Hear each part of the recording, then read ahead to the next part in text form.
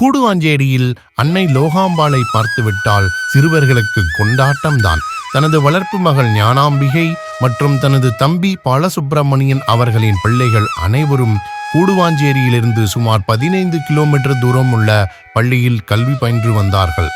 காலையில் அவர்கள் பள்ளி செல்லும் போது கூடுவாஞ்சேரி ரயில் நிலையத்திற்கு வந்து அனுப்பிவிட்டு மாலையில் மறுபடியும் பிள்ளைகளை அழைத்துச் செல்வார்கள்.